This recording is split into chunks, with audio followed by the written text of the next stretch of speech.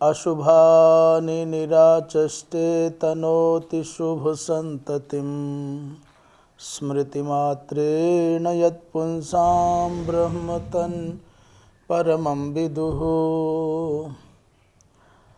श्री राम जय जय राम, श्री राम जय जय राम। धर्म की जय हो, अधर्म का नाश हो, प्राणियों में सद्भावना हो, विश्व का कल्याण हो, गोहत्या बंद हो, गौ माता की जय हो। हर हर महादेव। श्रीधरी टीका समन्वित श्रीमद्भागवत का ये पावन स्वाध्याय क्रम। कुर्सी ले लें महाराज जी, नहीं कुर्सी ले लें। आज हम तृतीय स्कंद के 31वें अध्याय के 34वें श्लोक से यात्रा आरंभ करेंगे। 33वें श्लोक में असत्संग का परिणाम ये होता है कि मनुष्य के जीवन में सत्य, शौच, दया, मौन, बुद्धि, श्री, ह्री, यश, क्षमा, शम, दम, भग इत्यादि सभी जो दैवीय गुण हैं वो धीरे धीरे संक्षयम याति, वो सब नष्ट होने लग जाते हैं। इस सब की चर्चा हम कल कर चुके हैं। सत्य का तात्पर्य यथार्थोक्ति, ऐसा वंशीधर जी कह रहे हैं। उसमें थोड़ा संशोधन कर सकते हैं और स्पष्टीकरण कर सकते हैं। सत्य का तात्पर्य है यथा दृष्टम, यथा श्रुतम, यथानुभूतम, यथानुमितं च। लिंग पुराण के अनुसार हम कह रहे हैं, उसको वैसा का वैसा बोल देना, कहना, ये सत्य है। परंतु एक इसमें विशेषण है, परपीड़ा विवर्जितम। ऐसा सत्य मत बोलो जो किसी के हृदय को पीड़ित करे। इसीलिए सनातन धर्म में निर्भ्रांततया कहा जाता है सत्यम ब्रूयात परंतु प्रियम ब्रूयात। सत्यम ब्रूयात प्रियम ब्रूयात, न ब्रूयात सत्यम अप्रियम। अप्रिय सत्य नहीं बोलना चाहिए, प्रिय बोलना चाहिए। प्रिय का तात्पर्य क्या है? किसी दूसरे व्यक्ति का हित सधता हो, इस भाव से आप सत्य बोलें, पर किसी का अहित करने वाला सत्य नहीं बोला जाना चाहिए, ये इसका तात्पर्य है। और शौच आदि की चर्चा, पवित्रता की चर्चा हो चुकी। दया का तात्पर्य कहते हैं, दया है दया पर दुखा सहनम। किसी भी जीव को, प्राणी को, मनुष्य को, स्त्री को, पुरुष को, अपने को, पराये को, पशु को, पक्षी को दुख में देख करके द्रवित हो गए, उसके सहभागी बन गए, सहयोगी बन गए, सहायता करने का भाव जगे, ये है दया। और मौन का तात्पर्य तो आप सब समझते हैं, मननशीलता, आत्मचिंतन करने की वृत्ति का जागरण हो, एकांत में रहने की वृत्ति बने, उसको मौन कहते हैं। सच्ची पूछो तो मौन का तात्पर्य है जब व्यक्ति को कुछ बताने की चाह ना रहे, किसी को भी कुछ भी बताने की इच्छा ना हो और किसी से भी कुछ भी पूछने की इच्छा ना रहे तो मौन है। कुछ बताने की चाह है, कुछ पूछने की इच्छा है, तो इसका मतलब मौन अभी पूरा नहीं हुआ, कच्चा है। कागज़ पर लिखना, स्लेट पर लिखना, इशारे करना, धरती पर लिखना, हाथ पर ही लिख करके बताने की चाह करना, मुखाकृति आदि से बताने की चाह करना, तो कुछ भी पूछने की इच्छा है और कुछ भी बताने की इच्छा है तो भी मौन अपक्व है। और जब ये दोनों वृत्तियां आपसे शांत हो जाएं तो फिर मौन सध गया। बुद्धि का तात्पर्य कह रहे हैं, बुद्धि परम पुरुषार्थ विषया। यहाँ बताया परम पुरुषार्थ विषया का तात्पर्य, बुद्धि का तात्पर्य है कि जो ये बुद्धि नहीं है जो सामाजिक सांसारिक व्यवहार में आपको चतुराई दिखाती है, नहीं, ऐसी बुद्धि तो सबके पास है। वास्तविक बुद्धि वही है जो शास्त्रीय अनुशासन के अनुसार मनुष्य जन्म के परम पुरुषार्थ को साधने में सहभागिनी है, वही बुद्धि है। इसी बात को वंशीधर जी भी यही कह रहे हैं, बुद्धि माने पुरुषार्थ विषया। पुरुषार्थ क्या है? धर्म अर्थ काम मोक्ष प्रवृत्ति, और उसी को श्रीधर स्वामी कहते हैं परम पुरुषार्थ विषय। आगे क्या हुआ? श्री, श्री माने धन धान्य लक्षणा। श्री का तात्पर्य धन धान्य संयुक्त श्री। इसको कहते श्री माने भक्ति संपन्न लक्षणा।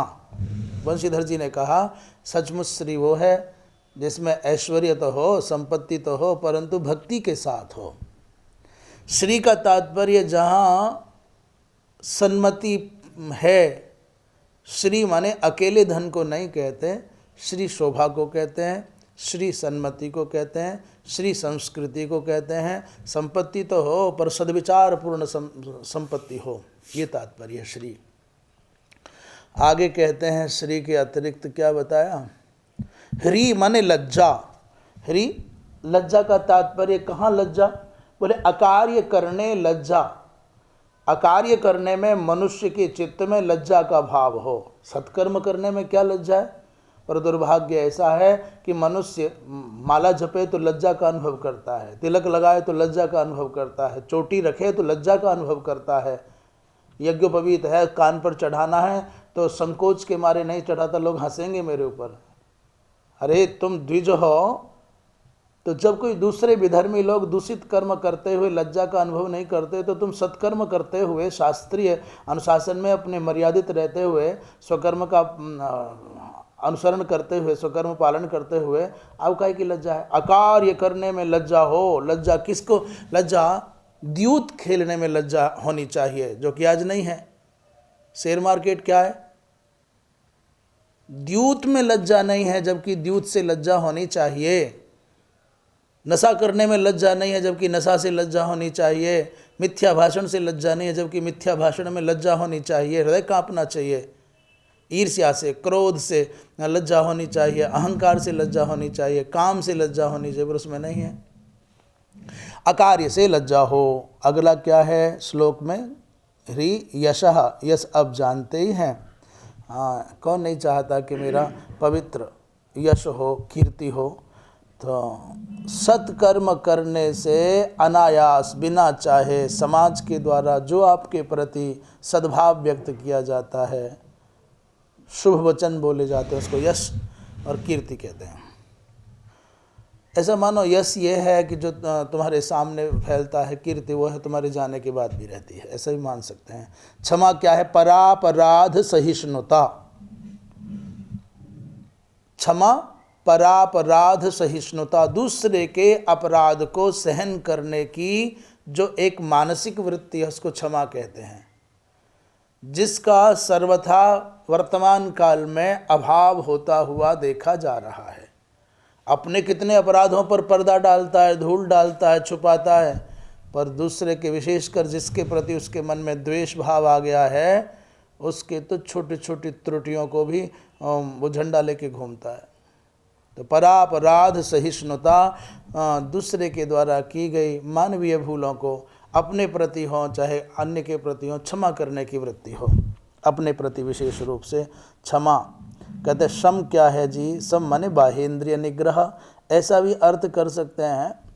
शम और दम ये दो शब्द ऐसे हैं, कहीं इन दोनों के विषय में शम का अर्थ है मन का निग्रह और दम का अर्थ है इंद्रिय निग्रह, पर कहीं कहीं इनका अर्थ उलट जाता है। सम का तात्पर्य है इंद्रियों का निग्रह और दम का तात्पर्य मन का निग्रह।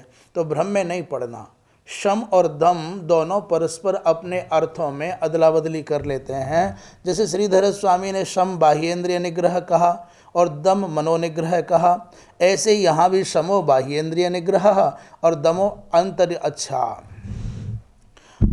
माने अंतरिंद्रिय निग्रह। तो ऐसा जैसा भी उपयुक्त प्रस्तुत प्रकरण से समझ में आवे। आगे कहते हैं समदम भगः।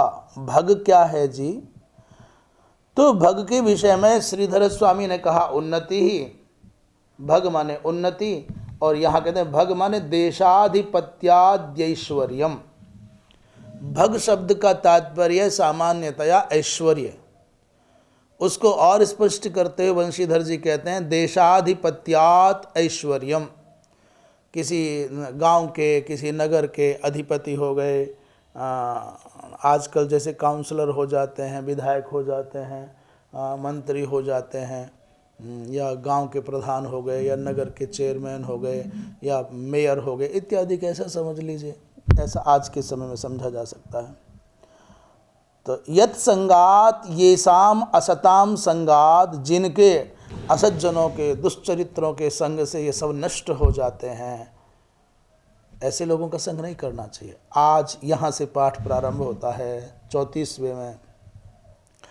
ते स्वशांतेषु मूढ़ेषु खंडितात्मस्व साधुषु संगम न कुर्याच्छोच्येषु योषित क्रीडा मृगेषु च।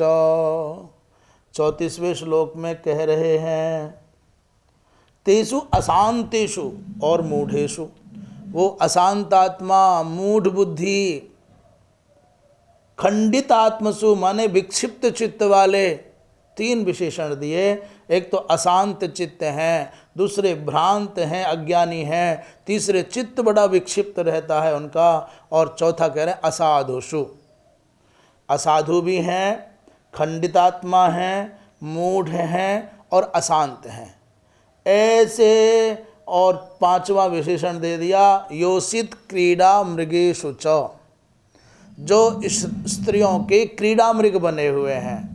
स्त्रियों को प्रसन्न करने के लिए जैसे मदारी का बंदर मदारी के इशारे पर नाचता है, तो वो बंदर क्या है? उस मदारी का खिलौना है, क्रीड़ा मृग है।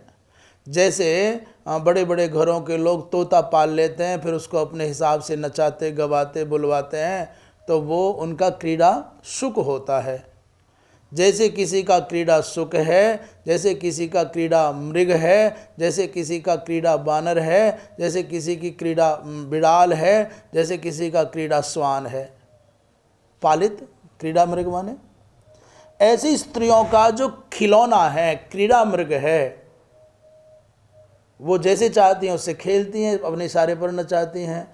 तो जो स्त्रियों का, अच्छा एक बात मान लेना, वो रोई तो ये भी रोता है, वो रूठी तो ये भी परेशान रहता है, सच में ही क्रीड़ा मृग है।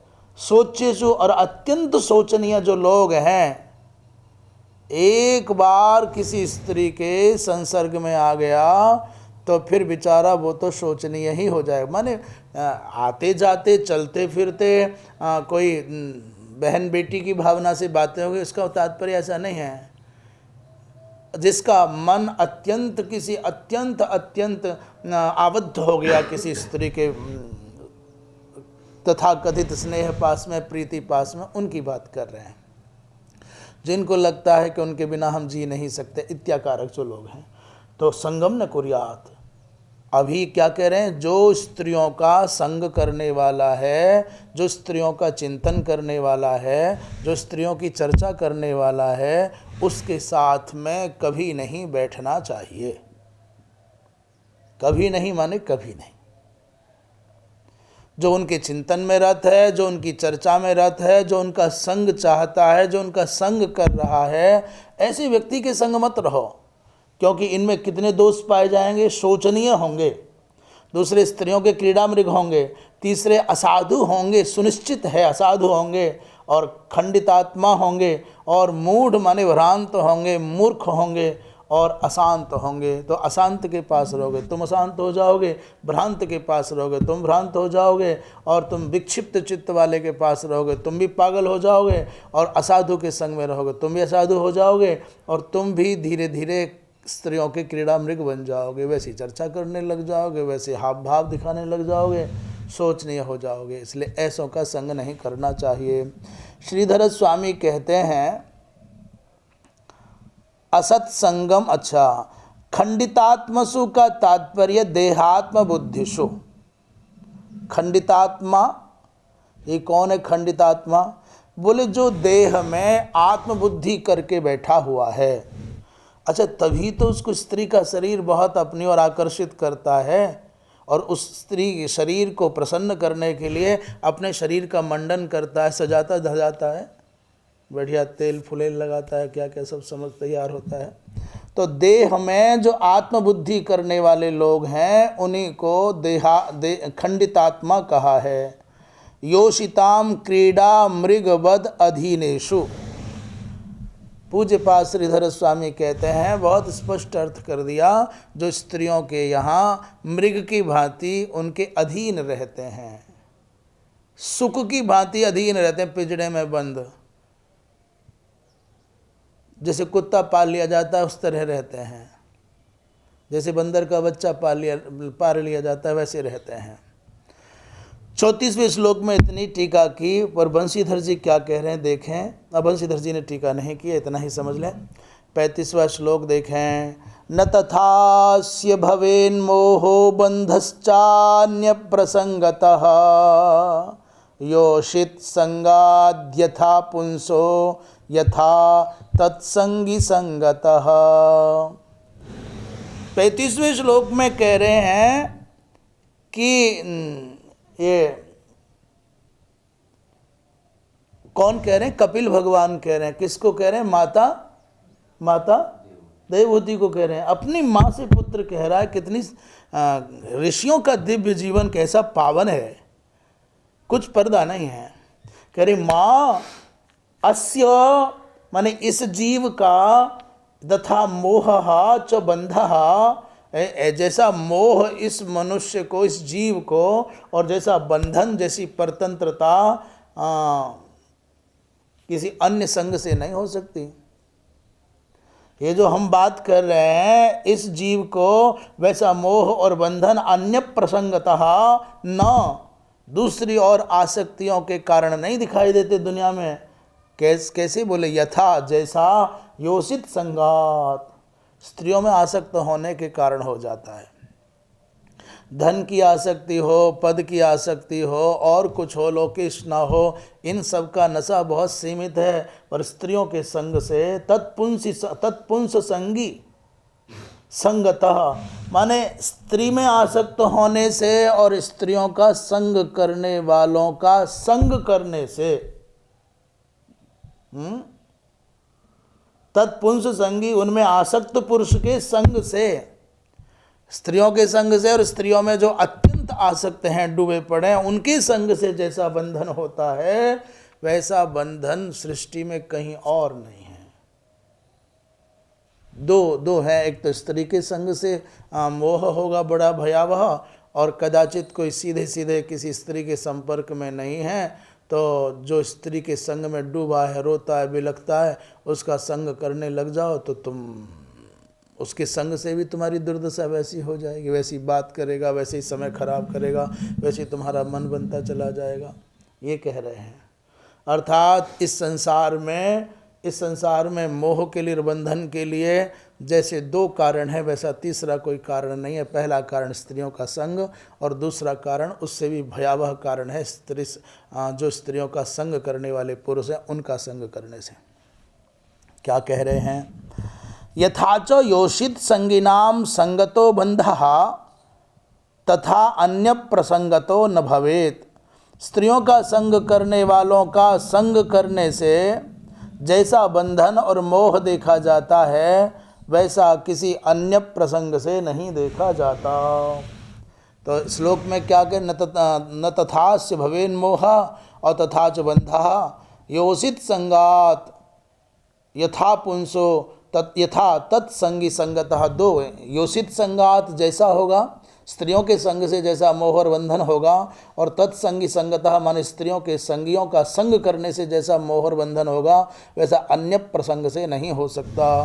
35वें श्लोक में श्री वंशीधर जी कहते तत्संगी संगतः, ऐसा जो कहा, कह रहे हैं यथा अग्न्याविष्ट लोहो दहति तथा अग्निरपि न दहती इति भावः। कछु समझ में आई?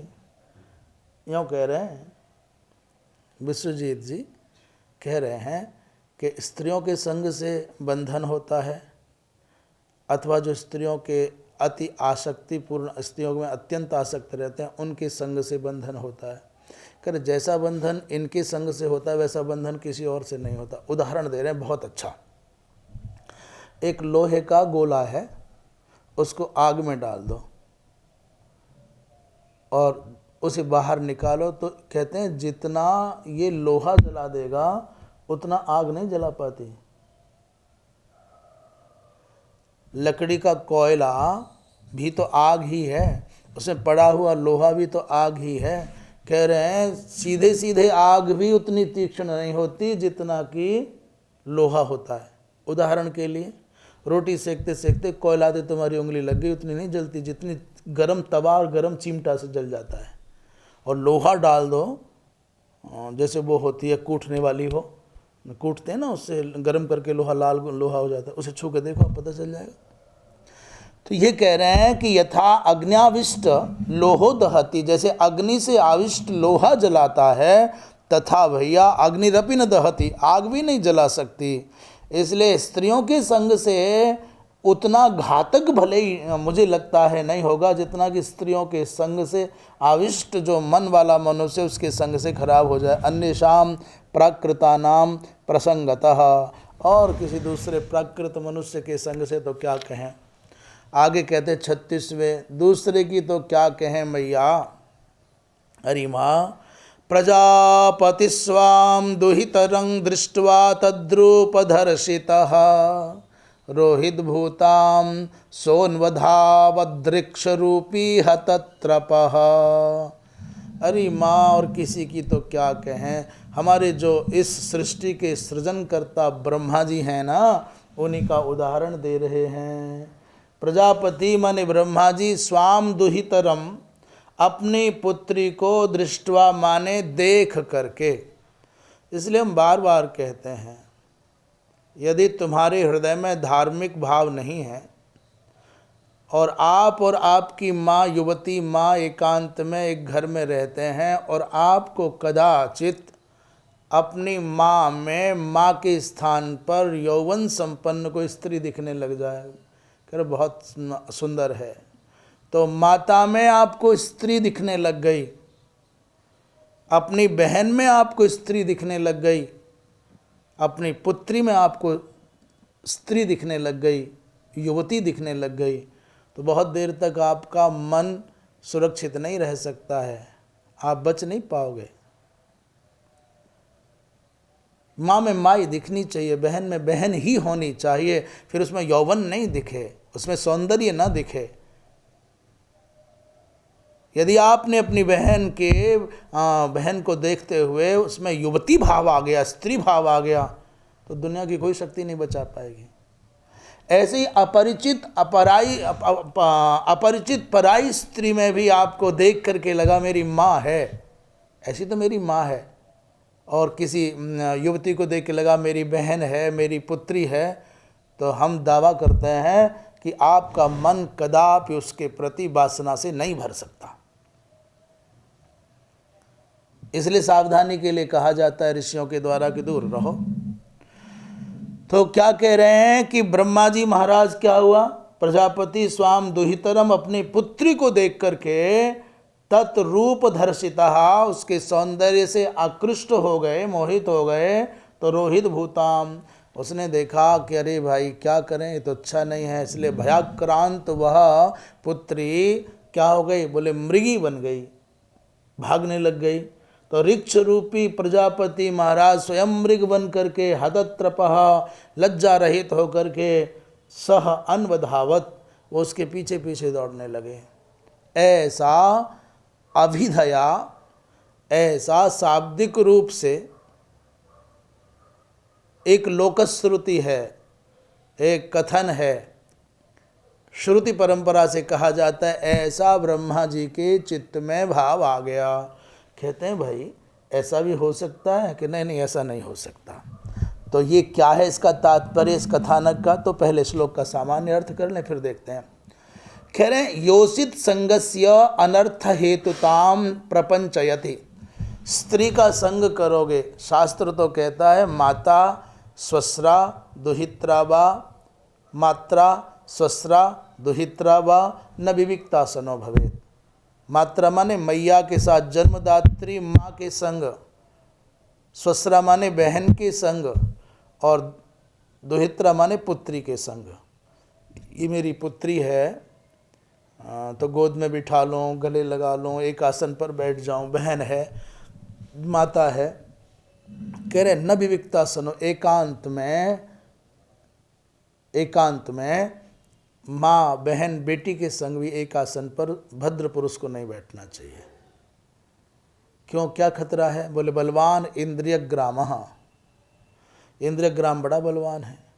विद्वांसम अपि कर्षति, बड़े बड़े धीर वीर को भी अपनी ओर खींच ले जाता है, इसलिए सावधान रहना चाहिए। तो इसलिए कह रहे हैं कि योषित संग के द्वारा जो अनर्थ बनता है उसको प्रकाशित कर रहे हैं। प्रजापति रीति सप्तभी, 7 श्लोक से बात कहेंगे।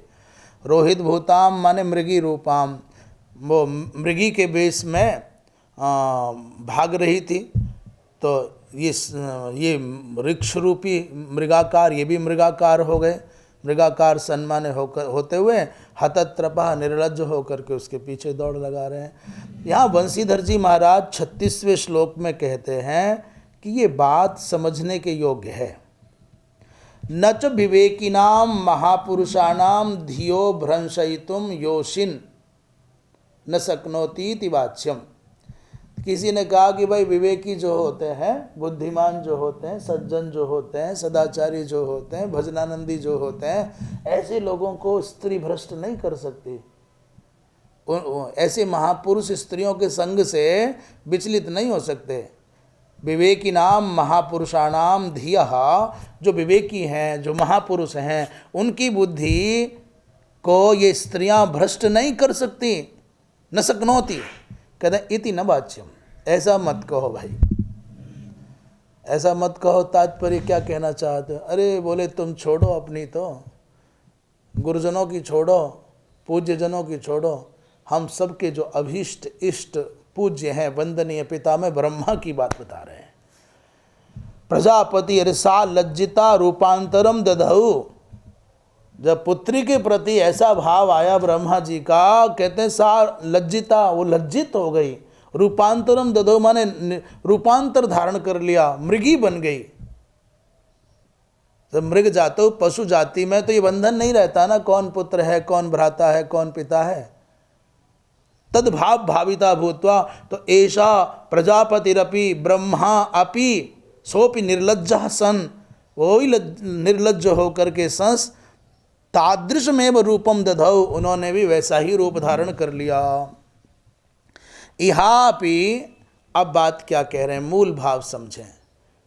चूँकि समाज में बड़ी भ्रांति है कि ब्रह्मा जी महाराज अपनी पुत्री को भोगने के लिए भाग रहे थे, क्या बन करके? बोले मृग बन करके। पर एक बात समझने की यह है कि प्रजापति ब्रह्मा अपनी पुत्री को भोगने की दृष्टि से भागेंगे? अरे नहीं नहीं, छी छी, ये रूपक है। एक ऐसा अद्भुत प्रसंग है जहां रूपक है। क्या रूपक है?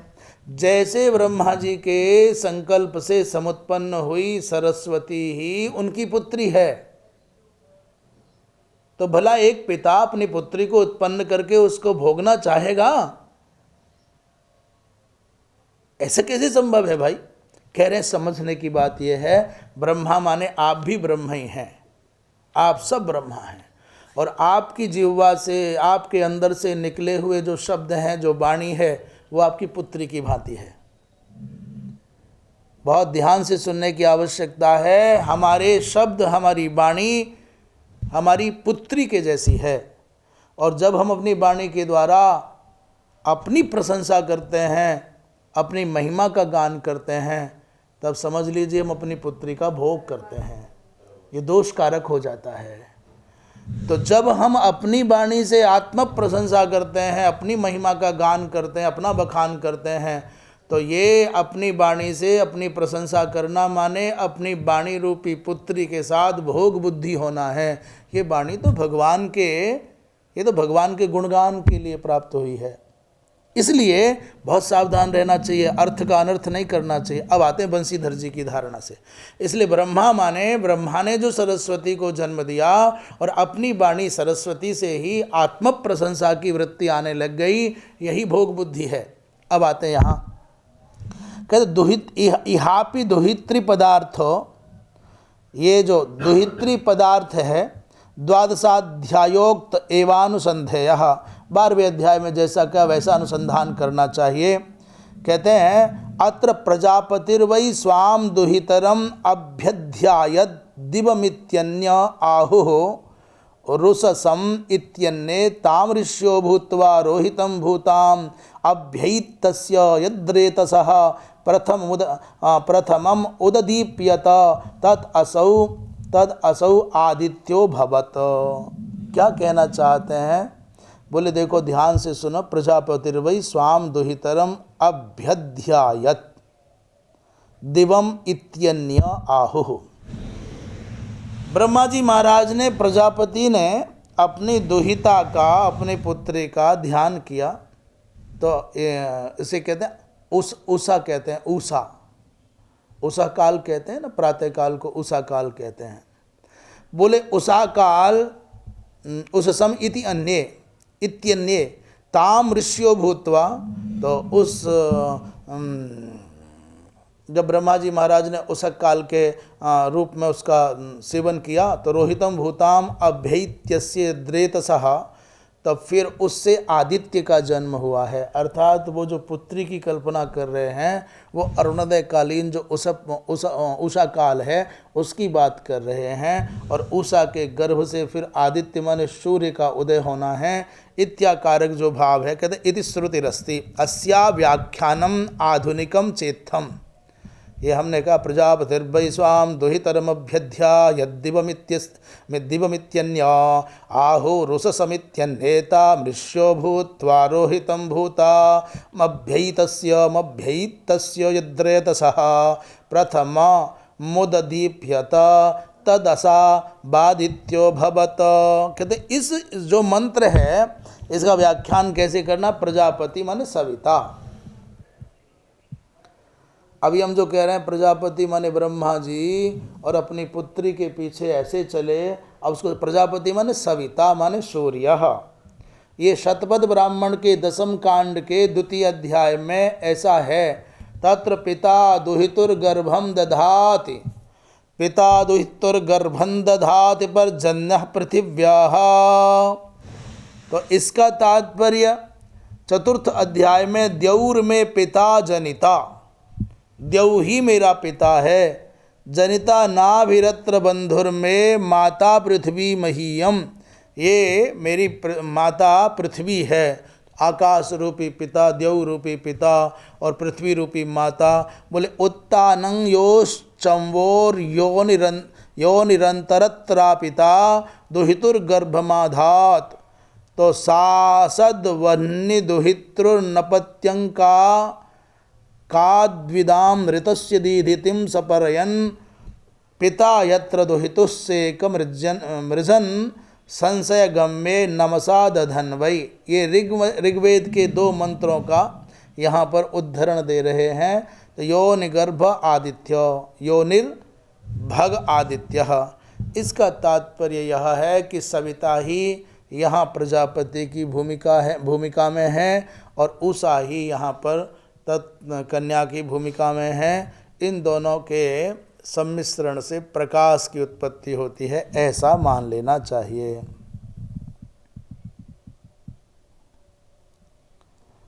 यह सूर्य प्रजापते प्रकाशः प्रातः कालश्च पुत्रीद्वयमुक्तम। यहाँ सूर्य ही प्रजापति है और प्रकाश रूप जो प्रातः काल है वही समझ लेना चाहिए, प्रकाश और प्रातः काल। तो तन्न वस्तु तस्तु सृष्टियारंभ है।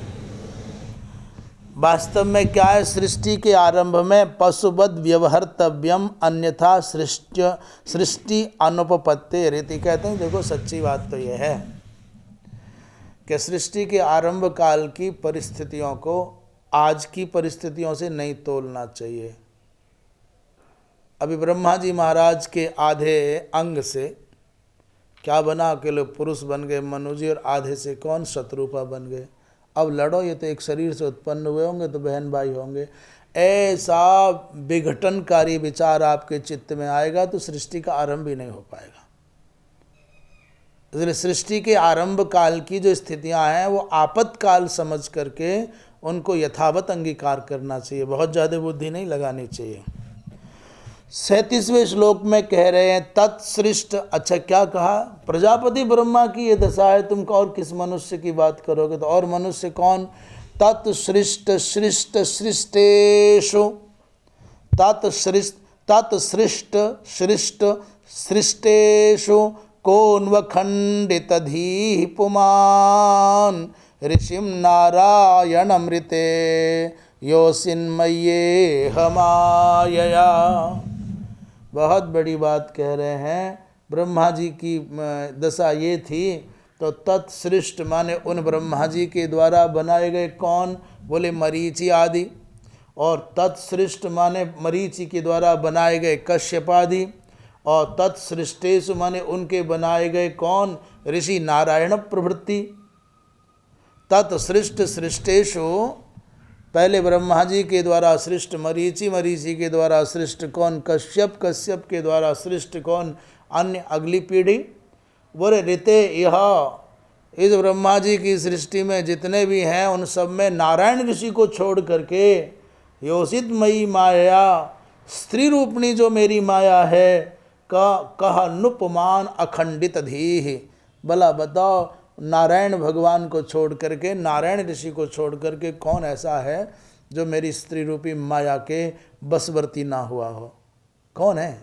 केवल भगवान, केवल देव ऋषि नारायण ऋषि को छोड़ करके ऐसा कोई संसार में नहीं जिसकी बुद्धि विचलित न हो। श्रीधर स्वामी कह रहे हैं, बोले तेना अर्थात ब्रह्मणा सृष्टा के, ब्रह्मा जी के द्वारा सृष्ट कौन है? बोले मरीच्यादयः, मरीच्यादि महर्षि ब्रह्मा जी की मानस संतान है। और तई सृष्टा माने उन मरीचि आदि के द्वारा सृष्ट कौन है? बोले कश्यपादयः, कश्यपादि महर्षि हैं। और तैरपि सृष्टा उनके द्वारा बनाए गए कौन? देवता मनुष्य आदयः, मनुष्य देवता आदि। और तेसु कौन पुमान अखंडित धीः, ऐसा कौन पुरुष होगा जो अखंडित धी हो, स्त्री को देख करके जो स्थिर रह जाए, अनाकृष्ट मनाह, स्त्री के सौंदर्य को देख करके जिसका चित्त आकृष्ट नहीं हो रहा है, ऐसा कौन होगा? केवल एक भगवान नर नारायण ऋषि को छोड़ करके। ये नर नारायण ऋषि को छोड़ करके और कौन होगा? 37वें श्लोक में कह रहे हैं नारायणमृते माने वर्तमानेषु नारायणम अनुपासनीयेषु अनुपासीनेषु, भगवान नारायण को छोड़ करके और कौन होगा? अर्थात तेषु मध्ये नारायणम विनेति न व्याख्येय नारायणस्य विधि सृज्यत्वापत्ते है। इसलिए नारायण का तात्पर्य ऐसा समझना चाहिए, नारायण भक्तम विहाय, भगवान नारायण के भक्त को छोड़ करके और कौन होगा? आगे कह रहे हैं 39वां, बलम में पश्य माया स्त्रीमय्या जैनो दिशाम या करोति पदाक्रांतान भ्रूविजृंभेण केवलम।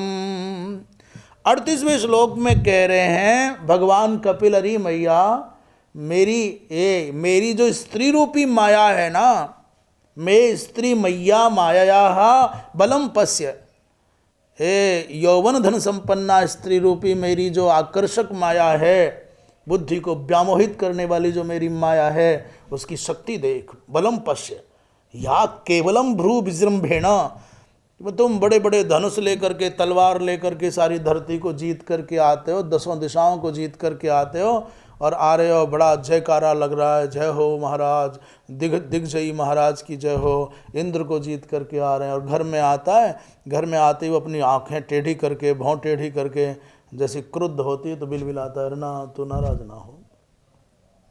भ्रू विजृंभेण माने भ्रुकुटी मात्र विलास से दिशाओं को जीतने वाले, दिशान जैना पदाक्रांतान, जो दिशाओं को जीतने वाले हैं उनको पदाक्रांतान करो तो उनको अपने पैर की ठोकर पर रखती है। स्त्री, तुम कहते हो साहब मैं पूरा विश्व विजेता मल्ल हूँ, कहते हिटलर है ना, हिटलर, उसके मारे सारी दुनिया कांपती थी, पर अपने घर में घुसता तो चूहा बन जाता, भीगी बिल्ली बन जाता। किसी ने पूछा क्या बात है, बोले घर में मेरी नहीं चलती, मेरी दुनिया में ही चलती है। तो बड़े बड़े दिग्गज भी उसके सामने बौने हो जाते हैं, ये मेरी माया है, ये मेरी माया का बल है। श्रीधर स्वामी कहते हैं देशांग जैन शूरान अपि, बड़े बड़े दिग्गजों को, दिशाओं को जीतने वालों को भी, बड़े बड़े बलवानों को भी अपने पैर की ठोकर पर रखती है। पदाक्रांतान करोति, पदाक्रांतान माने पैर धर देती है। बिल बिलाता है, देवी अब नहीं जाऊंगा बाहर, तू जैसे कहेगी वैसे ही करूंगा। तो श्रीधर स्वामी तो कुछ नहीं कह रहे विशेष, परंतु ये क्या कहते हैं देखें। बंसीधर जी खूब लिख रहे हैं, शूरान अपि सर्वा दिशो विजित्य, बड़े बड़े जो बलवान हैं सभी दिशाओं को जीत करके, स्वांतपुरमागतांस, अपने अंतपुर में आए। बड़ा चक्रवर्ती सम्राट है, पर जैसे ही महारानी के पास पहुंचता है, या माम त्यक्त्वा अन्य देशीयाः स्त्री ही संभोक्तुम दिग्विजयं करोसि रे धिक्त्वाम। और क्रोध में भर करके कहेगी अच्छा कोई राज्य जीतने नहीं गया है, मुझको छोड़ करके दूसरी स्त्री को भोगने की इच्छा से गया होगा, तुम्हें जानते हो तुझको। जब डांट करके ऐसे बोलते हैं ना, कहाँ थे इतनी देर तक, तो बड़ा बड़ा अधिकारी बिल बिलाता है। हाँ, यहाँ कह रहे हैं कि अन्य देशीयाः जा स्त्री ही, माने बहुवचन हो गया, ता संभोक्तुम दिग्विजयं करोसि रे धिक्त्वाम इति व्यंजकेन कोपकुटलीकृतेन भ्रूविजृंभेण। और जो कोप से कुटिल करके अपनी भौं से देखती है माननी स्त्री, तो तान प्रणमतः, फिर उनको वो वीर, वो योद्धा प्रणाम कर रहा होता है। पदाक्रांतान माने पद प्रहार परिभूतान करोति थी। कभी कभी जब वो अनुनय विनय करता है तो पैर की ठोकर में, हट मेरे, दूर हट, मेरे पास मत आओ। तो केवलम निर्णीतम नात्र युक्ति, ऐसा कह रहे हैं। आगे कहते हैं एक श्लोक कर, संगम न कुर्यात् प्रमदासु जातो योगस्य पारम परमारुरोक्षुः मत्सेवया प्रतिलब्धात्मलाभो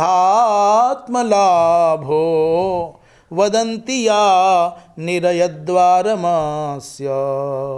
39वें श्लोक में कह रहे हैं कपिल भगवान, मैया यदि मुझसे कोई पूछे तो मैं कहूँगा कि योगस्य पारम परम आरुरुक्षु, जो व्यक्ति योगारूढ़ होना चाहता है, योग के परम पार पहुँचना चाहता है, योग की ऊंचाइयाँ छूना चाहता है, जो भगवत प्राप्ति करना चाहता है, मत सेवया, वो मेरी सेवा से प्रतिलब्धात्म लाभः, जिसे थोड़ा बहुत आत्मज्ञान प्राप्त हो गया है, तो जातु माने कदाचित अपि, जातु शब्द जो है वो कदाचित, नेवर, कभी नहीं, प्रमदासु संगम न कुर्यात।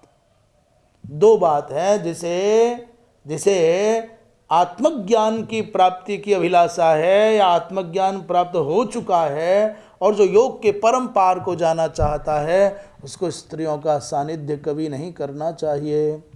संगम न कुर्यात प्रमदासु जातो, बिल्कुल नहीं करना चाहिए। या अस्य निर्यत द्वारम वदंती, क्यों? बड़े बड़े विद्वानों ने उस योगी के लिए, संत महात्मा के लिए, उस महापुरुष के लिए, तत्ववेत्ता के लिए स्त्री को नरक का द्वार कहा है। अब बताओ, कपिल भगवान कह रहे हैं माता देवहूति को कि ये नारी का नरक का द्वार है। किसके लिए? योगी के लिए। किसके लिए? भगवत भक्त के लिए। किसके लिए? जो इस संसार से पार जाना चाहता है, आत्मज्ञानी के लिए। और भगवान शंकराचार्य ने कह दिया द्वारम किमेकम नरकस्य नारी, तो हल्ला मचाने लग गए, कुछ पैं पैं करने लग गए। और यही बात शुक रत्नमाला में भी है। ये बात शुक प्रश्नोत्तर माला में भी है। भगवान शंकराचार्य का एक भी वचन अपना नहीं है, सब शास्त्रों के वचन हैं। द्वारम किमेकम नरकस्य नारी, ये केवल शंकराचार्य जी का वचन नहीं, शुक प्रश्नोत्तर माला का प्रश्न वाक्य है। दूसरा, कपिल भगवान प्रत्यक्ष कह रहे हैं नरक का दरवाजा है नारी। तो तुम फिर कैसे भगवान शंकराचार्य को आप अपशब्द बोलते हो? कैसे उनका खंडन करते हो? आप खंडन करते हो सुखदेव जी महाराज का, आप खंडन करते हो कपिल भगवान का, आप खंडन करते हो व्यास जी महाराज का, आप खंडन करते हो अपने अस्तित्व का, सनातन का। इसलिए शंकराचार्य जी को गरियाना छोड़ो और वस्तु स्थिति को समझो कि उद्देश्य क्या है, किस परिप्रेक्ष्य में कोई बात कही गई है, उसको उसी रूप में समझना चाहिए। ये नहीं कहा कहीं माता नरक का दरवाज़ा है, बहन नरक का दरवाज़ा है, पुत्री नरक का दरवाज़ा है, पत्नी नरक का दरवाज़ा है। नारी कहा है। नारी माने सनातन की मर्यादाओं से, सनातन की मर्यादाओं में संबंधों की सुंदरता के साथ जो जीवन जीती हुई बहन बेटियां, उनको थोड़ी ना कहा है। जो स्वच्छंद होकर के बाहर भटकेंगी तो स्वयं भी सुरक्षित नहीं रहेंगे, दूसरों को भी नहीं रहने देंगे। ये तात्पर्य है। श्रीधर स्वामी कहते हैं प्रतिलब्ध आत्मरूपो लाभो। प्रतिलब्ध माने आत्मरूप जो लाभ जिनको प्राप्त हो चुका है, यस्य मुमुक्षो हो, जो मुमुक्षु है, उनके लिए क्या, या प्रमदा निर्यत द्वारम बदंती योगिनः, योगी जन उनके लिए स्त्री को नरक का दरवाज़ा कहते हैं।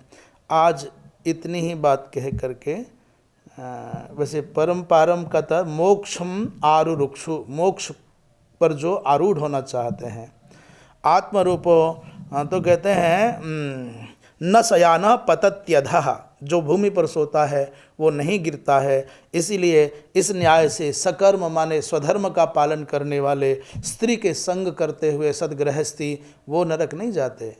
सदगृहस्थ को नरक नहीं कहा स्त्री के संग से, न दुष्यति अभी तो द्वारम किमेकम नरकस्य नारी, जो तात्पर्य है ये शुक प्रश्नोत्तर रत्नमाला का है और वो एक अलग विषय है। नारायण नारायण।